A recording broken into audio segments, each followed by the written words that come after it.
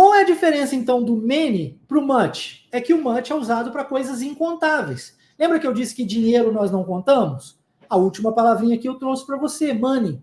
Mas existem outras, como love. Não tem como contar o amor. Não tem como contar água. Você conta a caneca, a xícara, o copo, o litro, a gota, né? Mas não a palavra água não tem como contar.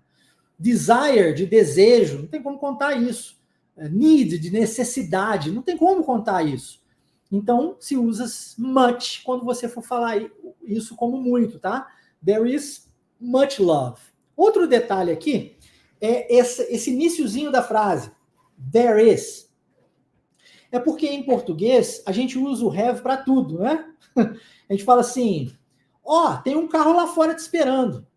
Só que esse ter, tem um carro, não é o verbo ter propriamente dito. O correto, aliás, isso até em português está errado, apesar de coloquialmente no dia a dia a gente usar isso com naturalidade, mas se você for para um professor de português, vai te corrigir se você estiver escrevendo, por exemplo, uma redação.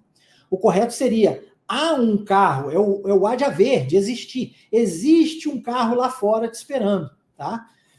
Quando em inglês nós vamos fazer uma frase onde geralmente no dia a dia a gente usaria o have, né, o tenho, ou ter, em inglês o certo é você usar o there is para singular e o there are para plural. Então, como aqui é singular, né, não tem como contar, tem que ser singular. Então eu digo there is, ou seja, existe, há muito amor, entendeu? Nisso aqui que eu estou fazendo agora, há muito amor envolvido.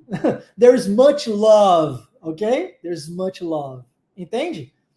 There is much water, there's much desire, there's much need, there's much money. Para fecharmos essa página, pronúncia money, money, o O com som de A. Isso é extremamente comum em inglês, você precisa aprender isso. O O com som de A. Honey, outro exemplo. Donkey, outro exemplo. Monkey, outro exemplo. E o EY com som de I. Em todas essas palavras, nós temos o O com som de A e o EY com som de I. E isso é padrão linguístico.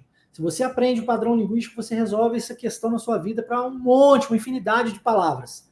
Então lembre-se, money, ok? Se você vai para o padrão linguístico do português, você pronuncia isso money, como eu já cansei de ouvir. Só que a pronúncia é money, money. Por isso é que não se deve aprender inglês lendo, tá? A forma mais simples, mais prática, mais rápida, mais eficiente de se aprender é escutando. Money, escuta a pronúncia certa, pronuncia-se corretamente, viu?